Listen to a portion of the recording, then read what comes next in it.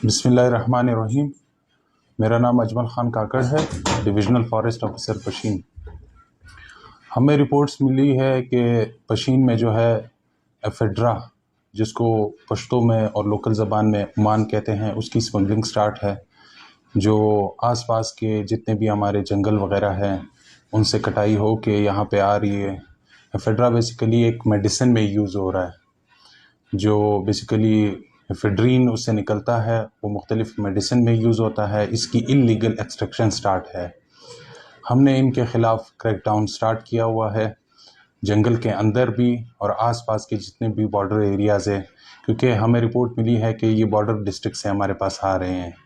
क्लासिफला, मुस्लिम बाग, ज़ियारत, लोरलाई और पशीन में भी इसकी रिपोर्टेड है, जहाँ पे लोकल लोगों के अपने जो पहाड़ी इलाके हैं उनसे निकलता है। आज हम लोगों ने एक पुलिस और लेवीज़ के साथ मिलकर एक कार्रवाई की है, जिसमें हम लोगों ने गाड़ियाँ पकड़ी है जिनको रेड हैंडेड पकड़ा है और उनके ख़िलाफ़ सख्त से सख्त कानूनी कार्रवाई की जाएगी।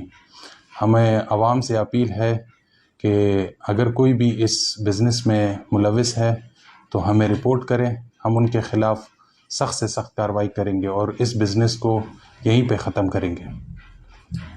अच्छा सर, ये जो आपने बताया ओमान पश्तो में कहते हैं, ये कौन सी चीज़ में इस्तेमाल होता है सर? एक्चुअली ओमान जो है एक नेचुरल वीड है, एक पौधा है जो हमारे पास पहाड़ों में होता है, बरशोर में भी है, रोद मलाजी में भी है, क्लासिफला के जो कांड में तरज़ी है, ज़ियारत है, लोरलाई है, कोयटा के जो आसपास के पहाड़ हैं उन सब में ये पाया जाता है। एफेड्रा बेसिकली इससे एक दवाई निकलती है, उसे हम कहते हैं एफेड्रीन। एफेड्रीन जो है one of the most expensive एक ड्रग है जो दवाइयों में इस्तेमाल होती है। इसमें हर मुल्क का अपना कोटा होता है। वो पाकिस्तान को भी हर मेडिसिन कंपनी को अपना उसका कोटा मिलता है। इसकी जो 1 केजी है वो 5.5 लाख रुपए का है, जो बाहर से हमारे पास आ रहा है। लोकली मैन्युफैक्चर नहीं हो रहा है ये चीज़। अच्छा सर, ये कब से ये काम हो रहा है सर?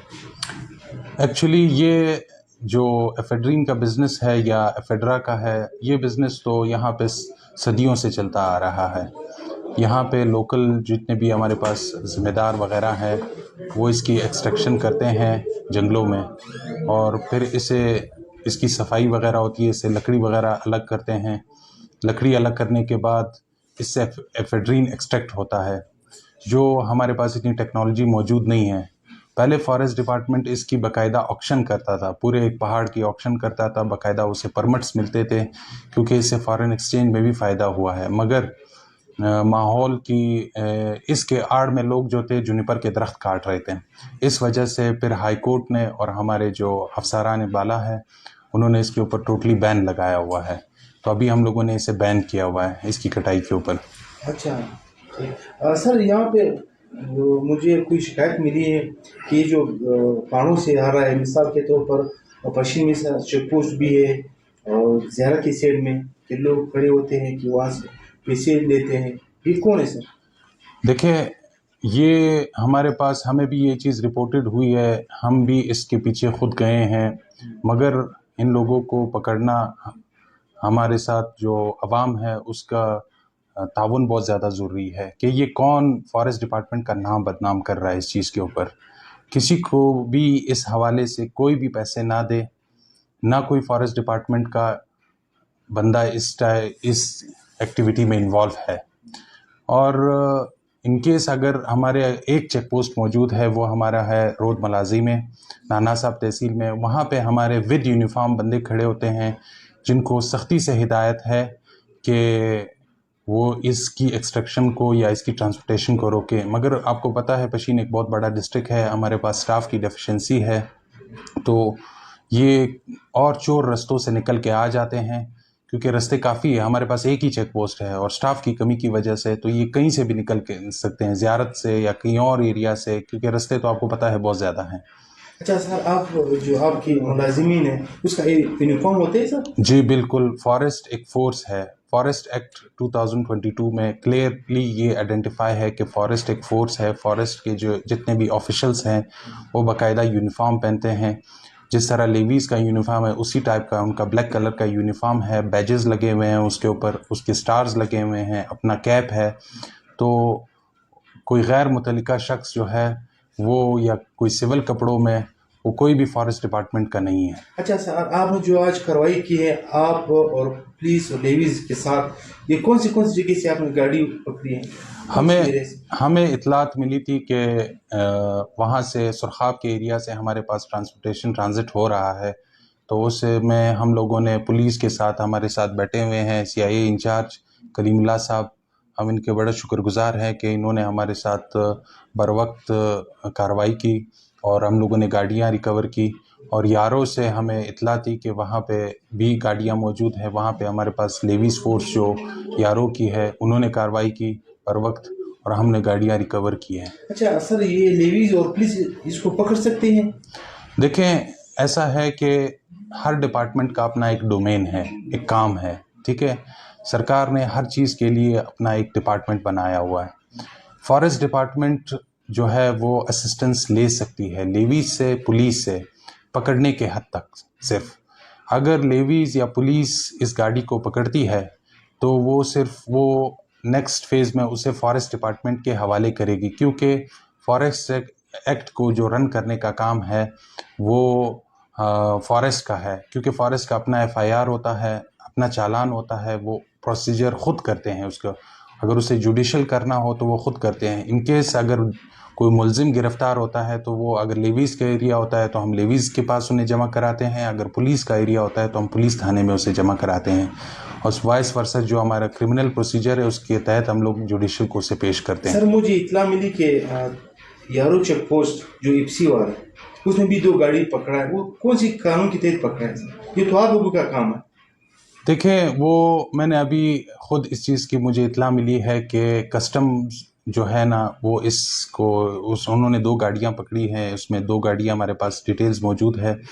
उन गाड़ियों को हमारे स्टाफ और लेवीज़ वगैरह फॉलो कर रहे थे, मगर जाके चेक पोस्ट में उन्होंने पकड़े, उनको अंदर कर दिया। एक्चुअली ये उनका काम नहीं है, क्योंकि ये बाहर से ट्रांजिट नहीं आ रही, ये ये कस्टम का काम नहीं है, क्योंकि ना ये बाहर की गुड्स है ना कुछ है। हाँ, पकड़ने के तक हद ये है कि हमने जितने भी लॉ इन्फोर्समेंट एजेंसीज हैं उन सबसे रिक्वेस्ट की है कि आपके जितने भी चेक पोस्ट हैं उनके ऊपर चेक करें, उन्हें पकड़ें और उन्हें फॉरेस्ट डिपार्टमेंट के हवाले करें, ताकि हम judicial processing as per law follow up करें।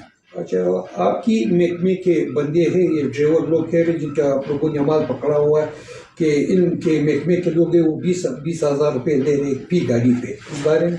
देखें, अगर ऐसा कुछ है तो वो ड्राइवर लोग आए, हमें बयान दे दें, हम जो स्टाफ इसमें इन्वॉल्व है उसके ख़िलाफ़ कानूनी कार्रवाई करेंगे, as per the law, service rules के मुताबिक उनके खिलाफ कार्रवाई करेंगे। मतलब ये लोग कह रहे हैं कि जब ये माल जिस जगह से हम लोग उठाते हैं, जब अपनी जगह तक पहुंचाते 1,20,000 1,30,000 रुपये हम लोगों से जो है रास्ते में लेते हैं, इस बारे में? देखें, अगर ये ऐसा कहते हैं तो ये हमारे पास एविडेंस के साथ आए, हम उन स्टाफ के ख़िलाफ़ कार्रवाई करेंगे। अगर वो लेवीज़ के हैं, अगर पुलिस के हैं या फॉरेस्ट डिपार्टमेंट के हैं, हम उस रेलिवेंट डिपार्टमेंट को लिखेंगे उनके ख़िलाफ़ कैसे इन्वॉल्व है। एक्चुअली ये देखें, ये तो स्मगलर्स हैं। स्मगलर का काम तो यही है कि वो जिस टाइम पकड़ा जाता है तो वो ब्लेम गेम करना स्टार्ट कर देता है, ठीक है। वो पुलिस वालों के ऊपर भी इल्ज़ाम लगाता है, वो लेवीज़ वालों के ऊपर भी इल्ज़ाम लगाता है, वो फॉरेस्ट वालों के ऊपर भी इल्ज़ाम लगाता है कि वो इसमें इन्वॉल्व है। एक्चुअली क्योंकि आपको पता है कि वो इन्हीं फॉरेस्ट वालों ने या पुलिस वालों ने या लेवीज़ वालों ने इनके ख़िलाफ़ कार्रवाई की होती है, इनको नुकसान पहुंचाया होता है, क्योंकि इनका माल पकड़ा होता है, इनका माल कन्फिस्केट हो जाता है। तो इसी वजह से ये बहुत ज़रीना की बिना पर इस किस्म की अफवाहें फैलाते हैं। सर, आपने कितने गाड़ी आप पकड़े? आज हमने कितनी गाड़ियां हैं असमा साहब? 5 गाड़ियां हम लोगों ने आज रिकवर की है, तो इनके खिलाफ हैज़ पर लॉ कार्रवाई की जाएगी। सर, ये जो ओमान का लोग, ये जो लोग ओमान का काम कारोबार करते हैं उसके लिए क्या पैगाम? देखें, ओमान का कारोबार करते हैं, देखें इसका हम कानून के तहत एक प्रोसीजर है इसका। देखें, हर चीज़ का एक टाइम होता है, एक सीज़न होता है। हम जब ये समझते हैं कि रेवेन्यू जनरेट हो रहा है गवर्नमेंट के लिए भी और एक रोज़गार जनरेट हो रहा है, तो उस पर हम लोग क्या करते हैं, इसके ऊपर बैन हटाते हैं, इसे लीगलाइज करते हैं। लीगलाइज इस तरह हम इसको बाकायदा टेंडर करते हैं, जो कॉन्ट्रैक्टर आता है वो बाकायदा इसकी फ़ीस जमा कराता है और बाकायदा इसको लीगल तरीके से अगर इसने एक्सपोर्ट करना है या जो भी करना है वो कर सकते हैं। मगर देखें, अभी आपको पता है कि ये स्प्रिंग सीज़न चल रहा है। स्प्रिंग सीज़न में बिल्कुल ये स्प्राउट हो जाते हैं, ठीक है। इस स्प्राउटिंग सीज़न में अगर ये लोग इसे काटें तो ये इस दरख्त को नुकसान, ये जो बुश है इसको नुकसान पहुंचता है। किस तरह नुकसान पहुंचता है? अगर आप इस सीज़न में इसको काटें तो ये सूख जाएगा, ठीक है। तो ये इन्वायरमेंट का एक बहुत बड़ा नुकसान है। अच्छा सर, इससे पहले आप लोगों ने क्यों एक्शन नहीं लिया था? इससे पहले हम लोगों ने एक्शन लिया है, ऐसा नहीं है कि ये चालान आपके पास सामने पड़े हुए हैं, ये सारे हम लोगों ने इनको, हमने पिकअप पकड़े हुए हैं, गाड़ियां पकड़ी हुई हैं, उनसे माल जब्त किया हुआ है और उनको जुर्माने लगाए हैं, ठीक है। तो अभी हमें ये इत्ला मिली कि ये बहुत बड़े पैमाने में स्टार्ट हुआ है, तो इसी वजह से हम लोगों ने इनके ख़िलाफ़ एक सख्त क्रैकडाउन स्टार्ट किया हुआ है। अभी हम इसे किसी हालात में स्पेयर नहीं करेंगे। अभी ये लोग कह रहे हैं कि जो कार में तर्जीक साइड पे जो है इन लोगों का बंदा है, इस बारे में अगर आप क्या कहेंगे कि ये कोई लोगों का बंदा है, हमसे पैसे लेते हैं, इसके साथ ये अटैच है? नहीं, कांड में तर्ज़े देखें, कांड में तर्ज़े एक अलग डिस्ट्रिक्ट है, ठीक है, वह हमारी जुरिस्डिक्शन से बाहर है। मेरी जुरिस्डिक्शन में आता है पशीन डिस्ट्रिक्ट। पशीन डिस्ट्रिक्ट में कहीं भी गाड़ी पाई जाएगी या कहीं भी कोई भी उमान के साथ पकड़ा जाएगा, हम उनके खिलाफ सख्त से सख्त कानूनी कार्रवाई करेंगे।